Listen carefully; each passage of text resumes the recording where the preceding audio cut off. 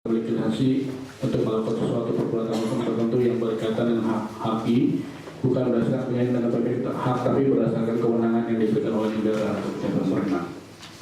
Lanjut.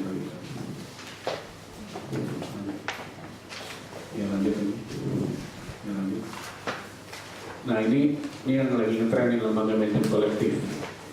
Organisasi non pemerintah yang berbentuk badan hukum yang diberi kuasa oleh kita, pemaham kita atau pihak terkait yang mengelola sebagian yang akhirnya untuk menghukum manusia royal. Nah ini juga ada kasus menarik di sini. Jadi di Indonesia contohnya adalah yang konkret adalah namanya lembaga YKCI, Yayasan Karya Cipta Indonesia. Jadi itu dibentuk oleh kalau nggak salah Bapak Chandra Darusman ya. Nah, dia ngumpulin surat kuasa dari pencipta lagu untuk menarik royalti dari mana lah terserah. Nah itu ternyata di belakang hari ada kekisruhan, mungkin kurang transparan atau apa kali yang nggak jelas pembagian apanya. Terus juga pecah, ada yang PAMI namanya Persatuan Aktris Melayu Indonesia, ada lagi gabungan penyanyi dangdut, beda sendiri, dia nggak mau diatur sendiri. Terus ada lagi malah kayak Meli, dia ngasihnya ke produser rekaman gitu. Jadi beda-beda ya. Memang sih terserah penciptanya mau ngasih kemana, itu kan perjanjian perdata ya pribadi. Nah, rencananya karena ini satu menyangkut pengutipan uang di masyarakat, kan ada undang-undang bahwa itu harus dengan diawasi pemerintah, regulator ya kalau nggak. Nah, jadi kita juga nggak bebas-bebas gitu aja. Jadi lagi diskusi dengan DPR mau membentuk namanya CEO Corporate Management Organization, itu adalah campur tangan pemerintah di situ, walaupun harus sepenuhnya swasta, cuman harus kredibel. Dan nanti kayak di Jepang itu satu lembaga tapi dia kredibel, setiap tahun dia audit publik ya, terus dia memberikan laporan keuangannya ke siapa aja, berapa aja yang jadi anggota member, maksudnya pencipta dan dia kirimin pokoknya semua transparan lah. Nah itu jadi supaya juga nggak bingung juga, misalnya ada lembaga serupa dari Inggris mau minta royalti, dia kemana harus minta. Di sini nggak jelas soalnya banyak lembaga, ada yang ini, dan jadi isu yang terakhir Telkomsel dengan suatu lembaga gitu. Jadi dia udah bayar ke seseorang, ke satu lembaga, dimintain lagi gitu loh. Jadi yang benar harus bayar kemana nih? Makanya karena itu akan ada revisi di undang-undang terbaru nanti. Ya, pengelolaan cipta adalah pencipta atau pengelola atau pemilik terkait melalui lembaga manajemen ya. Lanjut. Nah ini yang rencananya nanti lembaga manajemen kolektif one stop shop. Jadi mau dibikin lembaga yang kredibel tapi secara nasional satu, tapi gabungan ada dangdut apa aja dari situ. Dan rencananya juga bagusnya itu akan dibikin itu royalti pencipta buku, penulis. Jadi bukan hanya pencipta lagu aja, buku-buku juga satu lembaga gitu, nanti mungkin ada semua lah gitu. Ya. Nah ini sekarang kontrol teknologi, maksudnya untuk anti pembajakan ya. Lanjut. Jadi nggak boleh di-crack, software itu kan ada batasannya gitu, jadi nggak boleh di-hack atau di-crack, dibajak maksudnya di software. Perlindungan database. Jadi kalau hak cipta itu kalau bahasa Inggrisnya copyright, bapak-bapak ibu. Tapi dipersiapkan di dunia maya adalah copyleft. Jadi copyright itu artinya benar maksudnya hak cipta. Tapi copyleft bahwa semua itu gratis. Nah, jadi dia taruh di dunia maya, orang-orang boleh download terserah, boleh sekarang. Ada lagi yang lebih ekstrim kalau secara dalam hal ini agama saya kan Islam Muslim. Mereka bilang cipta itu bukan milik orang, milik Allah. Kenapa harus dikomersialkan? Ada yang kayak gitu. Itu sih moga-moga aja, itu kan pendapat masing-masing gitu. Iya betul juga soal begitu ya. Kita kan kadang-kadang walaupun sepintar-pintar kita profesor, kadang-kadang one in our lifetime kita pernah blank. Berarti apa? Kita nggak pintar, kita goblok. Karena itu nunggu input dari Allah kan. Ada apa kayak ada masukan ilham lah gitu. Ya itu kalau lebih ke mungkin tradisional terus analis ke ketimuran ya. Kalau orang barat kan individualis, ini punya saya, kamu harus bayar sekian gitu. Lanjut. Hak cipta atas potret, nah ini juga hati-hati nih. Kalau di negara barat kan ada namanya paparazzi yang motor sembarangan. Kalau di sini ada undang-undang cipta, boleh orang memfoto harus atas persetujuan yang difoto. Kecuali satu, kalau Bapak Ibu jadi publik figur. Nah, kalau publik figur dia adalah hak publik juga untuk mengetahui. Iya, jadi nggak bisa untuk itu. Udah nggak punya, jadi resiko jadi seorang artis nggak punya privasi lagi, gitu loh. Enak kalau kita jadi orang biasa, kalau orang foto sembarangan kita bisa nuntut, gitu kan. Lalu bayar dong. Saya nggak mikirin kalau diem-diem nggak boleh di foto diem-diem. Kalau artis nggak apa-apa, karena publik figur. Namun ada batasan, tadi kalau kita batasan yang susah lah ya. Itu aja. Lanjut lagi bisa dibaca di rumah Bapak Ibu DPR ya. Penyelesaian sengketa kita ini bisa menyalurkan gugatan perdata, pidana atau penyelesaian di luar pengadilan arbitrase. Ya saya juga kadang-kadang ini. Kalau ada orang bersengketa kan, uang kotor-kotoran mempertahankan harga diri, saya bilang Bapak Ibu udah beneran nih mau ke pidana, nanti apa nggak habis uang banyak, ya kan? Ada polisi, ada jaksa, ada pengadilan, mending damai aja lah. Damai kan lebih indah. Gugatan bakalan daripada kita ngayain yang pihak lain, mendingan kita yang kaya, ya kan? Kalau Bapak Ibu kemarin berarti udah dengan secara mau atau tidak mau berbagi dengan yang lain kan. Aturan kita dengan pihak komersialnya kita dalam berdua bisa deal, ya, nanti jadi makin banyak pihak. Enggak, baru uang banyak lagi. Ya, nanti rugi. Soalnya dari di kisah, saya juga pernah di penyidikan ya, ada bapak mertua sama menantu berantem mengenai perkara merek atau haki atau juga habis-habisan. Sampai tinggal sampai tinggal kolek dua-duanya habis, nggak ada yang menang, nggak ada yang kalah. Yang senang sama hakim-hakimnya. Ya udah keluarga hancur, ya kan? Duit nggak punya, karena cuma gara-gara ada gini, proud. Ya buat apa? Mendingan kan damai aja. Oh iya itu dia. Yang manas-manasin biasanya lawyer. Iya, makin sulit kasus makin mahal bayarannya. Prinsip pengajaran dan kita sudah diatur dalam suatu daftar ciptaan. Lanjut ya. Lanjut lagi. Ya, gugatan ganti rugi bisa diajukan ke pengadilan. Pengadilan niaga terutamanya. Nih, gugatan mengenai hak moral. Jadi ahli waris tentunya berhak menuntut pembangunan supaya nama pencipta tetap dicantumkan dalam cerita. Misalnya saya nomor Pak Iwan, nomor lukisan pemandangan hutang di UI. Saya juga Bapak Kuswara. Kan ada tantangan Pak Iwan Irawan. Sama Kuswara diganti, dihapus sama dia. Titik Kuswara yang nggak boleh, gitu loh. Walaupun udah dibeli sama beliaunya. Ini namanya hak moral. Nggak boleh tetap lagi. Nah ini di Pulau Denda sudah lanjut. Lanjut lagi. Atau tentang sebentar pengadilan, maksudnya kalau misalnya ada barang masuk dari luar negeri yang diduga mengandung pelanggaran hak cipta, jadi dia bisa menetapkan pengadilan bahwa barang itu nggak boleh diedarkan dulu, di-keep dulu di perbuatan. Lanjut. Cuma di kita itu hakim-hakimnya belum berani karena berbeda kayak di Australia, karena bingung juga nentuin. Sebab kalau misalnya barang datang dari luar negeri kita keep, kan harus ada duit yang masuk buat kerjaan. Misalnya kan kita anggap berprasangka baik ya, belum tentu itu ada budgetannya. Nanti kalau misalnya dia kan aturan bisa jualan, pengusahanya kalau di keep kan bisa jualan. Nah, ntar orang yang bisa keep kalau dia salah dia harus bayar. Iya kan? Jadi adil dong. Dia nggak boleh jualan, tapi kalau ternyata dia benar, ya mungkin dia diproses secara hukum. Tapi kalau dia nggak benar, gimana pengusahanya udah rugi, nggak bisa keluar dari pelabuhan, ya harus bayar. Nah itu yang sampai sekarang bayar berapa, hitungnya masih bingung kita. Apa per kubik, berapa, gitu loh. Dan berdanya juga kan beda-beda. Ada yang CD software, ada yang mungkin barang-barang apalah, apa lampu atau apa, mebel, macam-macam kan, perlukan juga. Lanjut lagi.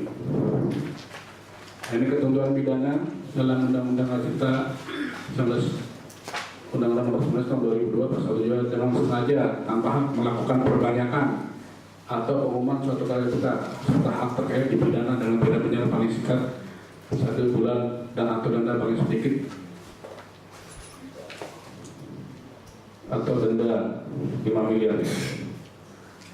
Ya lanjut.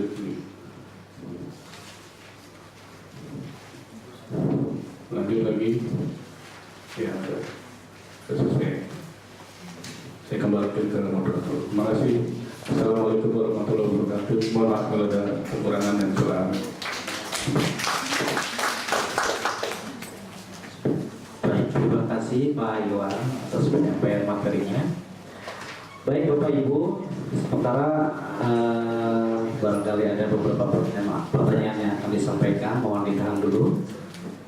Kali ini kita lanjutkan di sesi yang kedua, penyampaian materi mengenai paten yang akan disampaikan oleh Pak Marvel. Beliau adalah sebagai pemeriksa paten Direktorat Jenderal HKM. Pada Pak Marvel, untuk persilakan. Assalamualaikum warahmatullahi wabarakatuh. Selamat pagi, salam sejahtera untuk Bapak Ibu sekalian. Semula saya diberitahu oleh panitia untuk fokus kepada informasi paten ya, terkait dengan jurnal, bagaimana kita bisa mengakses jurnal, kemudian set-set yang lain untuk informasi paten. Tetapi ada juga di dalam surat panitia, kalau bisa juga tracing kepada penulisan deskripsi paten, ya, penulisan deskripsi paten, kemudian permohonan paten, karakteristik paten, dan banyak lagi. Jadi kalau saya tangkap itu semua, ya, untuk penulisan deskripsi paten saja itu drafting paten 3 hari, ya, Bapak Ibu sekalian. Drafting paten itu saya selama jadi pemeriksa paten 15 tahun itu untuk drafting paten itu 3 hari, ya, 2 hari sampai 3 hari. Oleh karena itu memang ini banyak sekali akhirnya saya membuat handout ini karena mengakomodir permintaan panitia. Jadi mulai dari dulu sampai ke hilir ini ada di dalam transkrip ini. Tetapi saya tidak akan menampilkan semuanya. Saya akan menampilkan beberapa saja, tetapi diskusinya bisa semuanya, ya. Apa saja yang ada di dalam transparan ini, silakan Bapak Ibu tanyakan, ya, apa yang tidak dipahami atau kurang dimengerti. Tetapi saya hanya mengambil beberapa saja, tidak menampilkan semua, karena waktu kita sangat terbatas sekali. Jadi saya akan kenalan terlebih dahulu, ya. Saya tadinya pemeriksa paten, ya, selama 15 tahun, ya, sebagai examiner. Kemudian bulan Oktober 2012 saya dialih tugaskan menjadi Kasubdit sertifikasi pemeliharaan, mutasi dan lisensi paten sampai sekarang. Dan saya waktu jadi pemeriksa paten itu saya sudah pembina utama media. Jadi saya sudah bergolongan Pak C. Kemudian dialih tugaskan menjadi Kasubdit yang sebetulnya mentoknya 4B, ya. Kasubdit itu golongannya 4B mentoknya. Tapi oleh pimpinan saya bergolongan Pak C dialihkan ke situ. Tapi karena kita taat sama pimpinan, ya, ini karena dinas, kita harus ikhlas menjalaninya.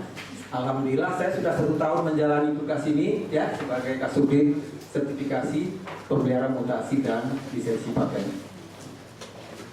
Saya juga alumni dari Universitas Indonesia, jadi S2 saya dari FISIP, tetapi saya ingin juga mencoba universitas lain, ya. S3 saya di Unpad, ya. Jadi ini outline kira-kira yang akan kita bahas, ya. Bagaimana karakteristik paten. Kita akan coba apa sih pentingnya paten ini. Jadi Bapak Ibu sekalian, ketika kita berbicara paten, maka kita sudah membicarakan sesuatu yang terkait dengan ekonomi, ya. Oleh karena itu, negara-negara maju ekonominya ditopang oleh produk-produk hak kekayaan intelektual, terutama Amerika. APBN-nya itu lebih banyak persentasenya bersumber dari produk-produk HKI atau produk-produk hak kekayaan intelektual.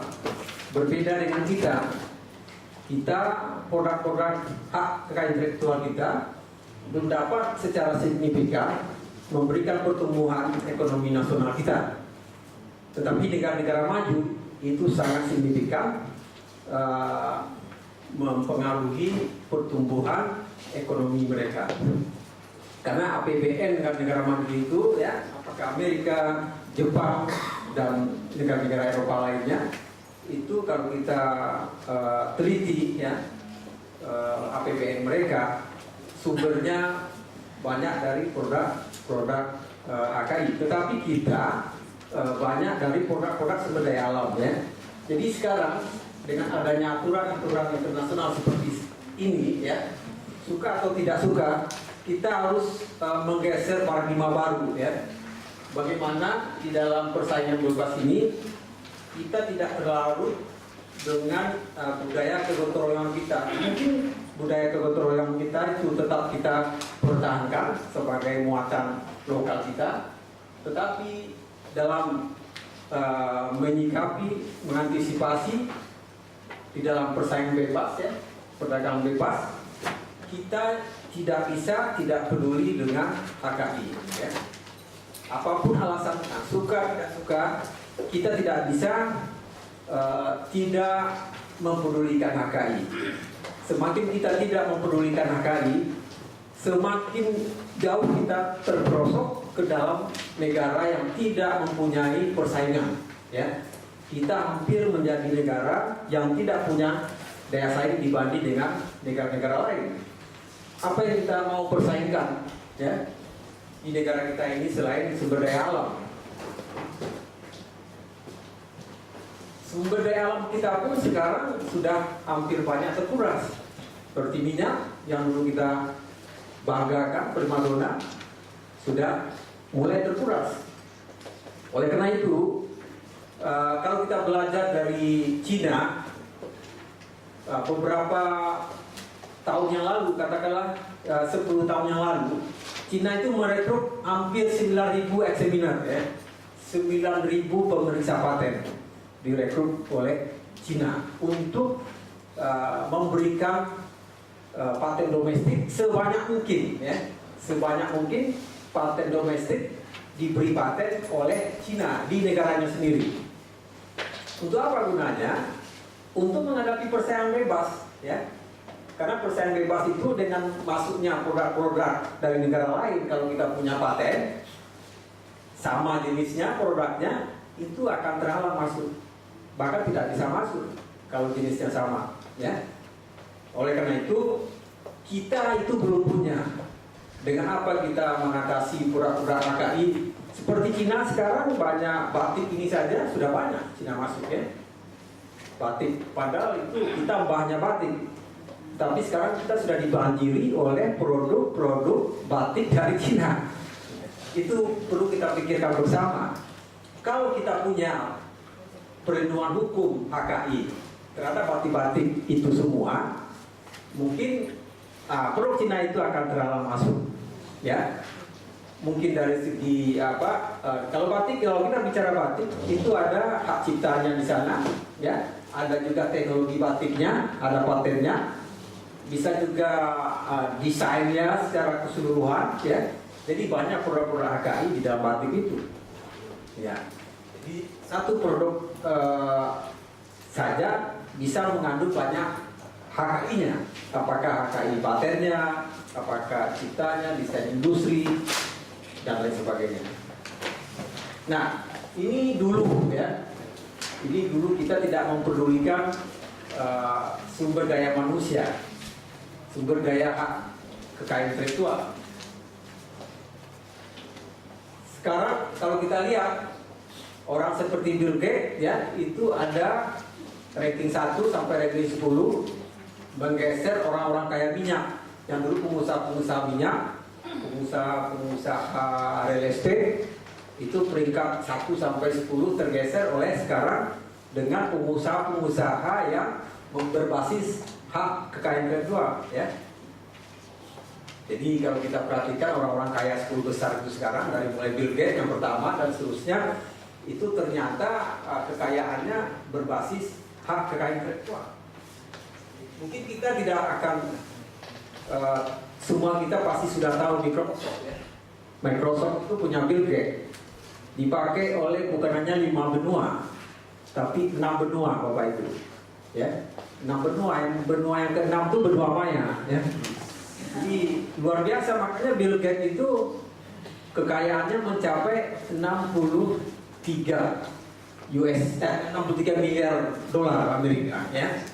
Luar biasa Bill Gates punya kekayaan. Oleh karena itu kita harus menggeser paradigma ini ya. Cara menggesernya bagaimana? Ya, kita harus memasukkan bahan ajar HKI ke dalam dunia pendidikan. Itu cara menggesernya. Kemudian kita harus membumikan kebijakan HKI untuk mendukung kegiatan bisnis Indonesia. Karena HKI itu adalah bisnis, adalah ekonomi. Nah, kita harus membumikan kebijakan HKI untuk mendukung kegiatan bisnis Indonesia. Kemudian membudayakan pemberian penghargaan kepada inovator teknologi. Ya, seperti Bapak Ibu sudah melahirkan buku, misalnya jurnal, musik dan lain sebagainya, atau paten teknologi-teknologi yang sudah dilahirkan, itu harus diberi penghargaan oleh negara, sehingga tumbuh subur invensi-invensi atau ciptaan-ciptaan di tanah air kita. Jadi kalau kita lihat ini HKI, saya akan bicara itu saja Bapak Ibu ya, paten ya. Di HKI itu banyak sekali. Tadi Pak Iwan sudah bicara hak cipta di sana sebelah kiri ya. Sebelah kiri hak cipta, sebelah kanan paten. Nah, saya hanya akan membahas fokus ke paten Bapak Ibu. Ini kalau kita lihat satu paten itu ya, itu hak patennya. Bapak Ibu bisa lihat gambar HP-nya itu ya. Di situ ada trademark juga. Jadi satu HP itu bisa banyak ya, bisa banyak. Bisa haknya paten atau paten sederhana atau haknya merek ya, atau juga ada sirkuit terpadu. Jadi banyak sekali Bapak Ibu yang bisa kita jadikan sebagai peluang bisnis ya, peluang bisnis dalam menghasilkan produk-produk HKI. Nah ini Bapak Ibu sekalian ya, itu di situ HP ya, ada hak ciptanya di situ, ada merek, ada desain industri, ada paten, ada desain tata letak sirkuit terpadu. Ini peluang ya, peluang bisnis buat anak-anak bangsa di tanah air kita ini ya. Nah, untuk apa sebetulnya paten itu fungsinya? Sebenarnya paten itu untuk yang paling utama kita bisa melihat sebagai katalisator apakah bangsa itu maju atau tidak teknologinya. Kita bisa lihat dari patennya. Kalau patennya hanya sangat sedikit, ya, berarti teknologi bangsa itu bisa dikatakan belum maju. Tapi kalau patennya banyak, kuat, berarti bangsa itu maju di dalam teknologi. Jadi Bapak Ibu lihat saja sendiri bagaimana bangsa Indonesia, apakah maju atau tidak teknologinya. Nanti Bapak Ibu lihat sendiri data yang akan saya berikan nantinya. Kemudian juga paten itu bisa dijadikan sebagai barometer ya, melihat keseriusan negara. Negara ini serius atau tidak mengurus teknologi. Kalau tidak, berarti patennya pasti kuman-kumit ya. Kadang-kadang hidup, kadang-kadang mati. Kalau tidak serius negara ini mengurus teknologi paten domestiknya, dan teknologi di dalam negerinya akan didominasi oleh teknologi luar. Nanti datanya bisa Bapak Ibu baca sendiri, akan saya tampilkan. Kemudian paten ini juga bisa untuk sebagai indikator apakah negara ini mandiri atau tidak terhadap teknologi. Jadi banyak sekali bisa kita baca dalam data-data paten ini, ya. Kita belajar paten ini, kita juga bisa melihat kondisi kekinian negara kita ini seperti apa, posisinya di mana. Bisa kita lihat teknologinya, ya.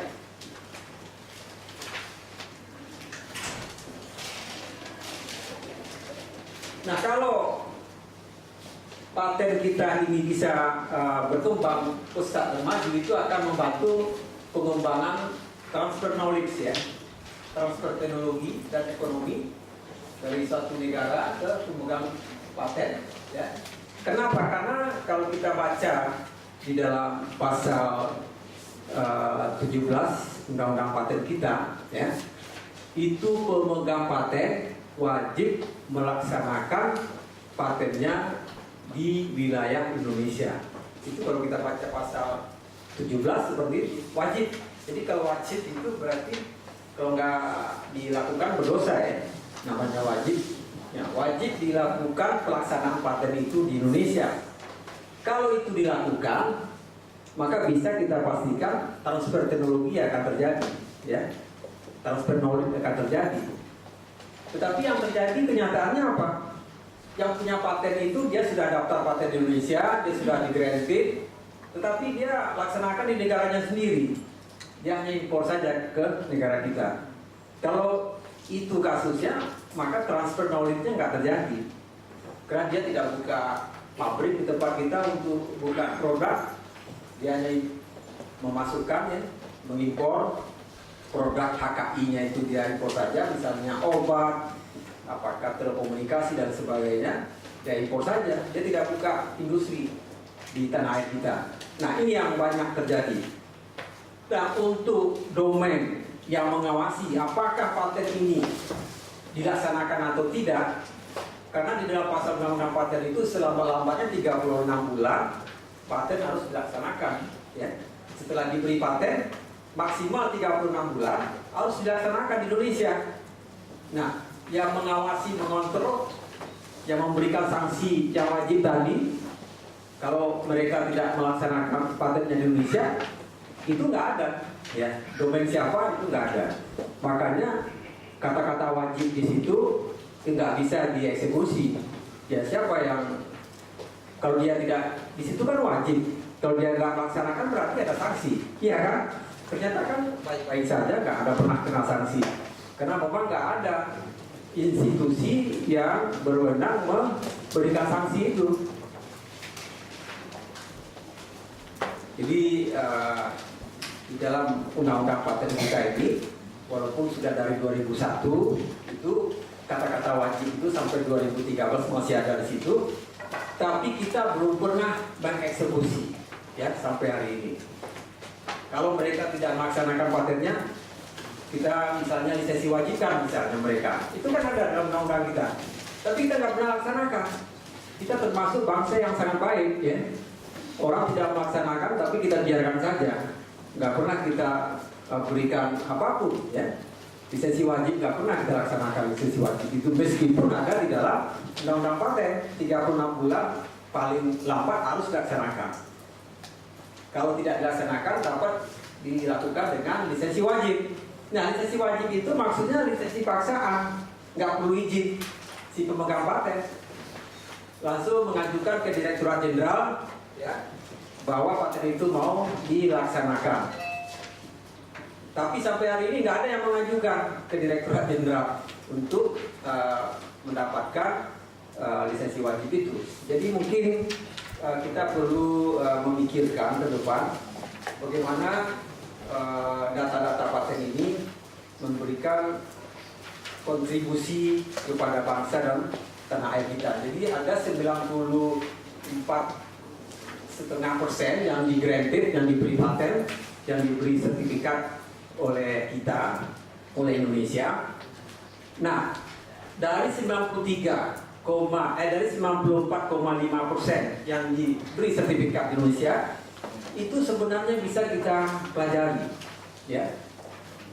Mereka ada yang sudah public domain, sudah 20 tahun, berarti sudah haknya masyarakat bisa memanfaatkannya. Kemudian yang kedua, mereka yang dari 94,5% itu ada yang membatalkan sendiri patennya itu. Mereka mengajukan untuk pembatalan sendiri. Nah, begitu sudah dibatalkan patennya itu, berarti publik bisa mengaksesnya dengan gratis, tidak harus membayar royalti dan sebagainya.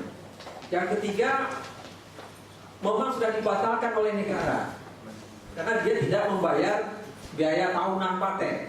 3 tahun berturut-turut dia tidak membayar biaya tahunan paten, maka dia akan dibatalkan oleh negara.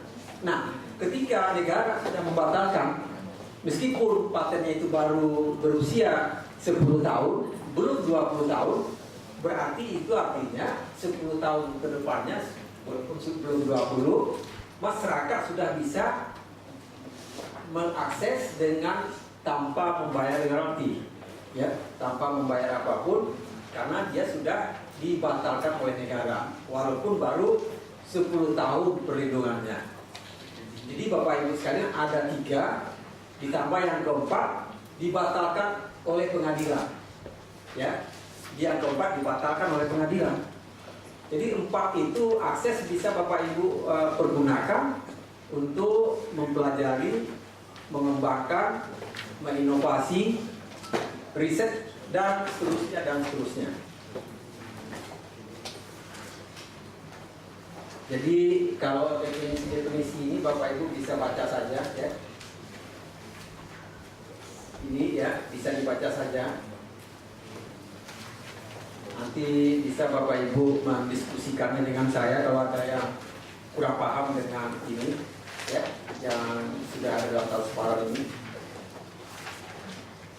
Ini syarat invensi yang diberi paten semua sudah dapat ya kopiannya.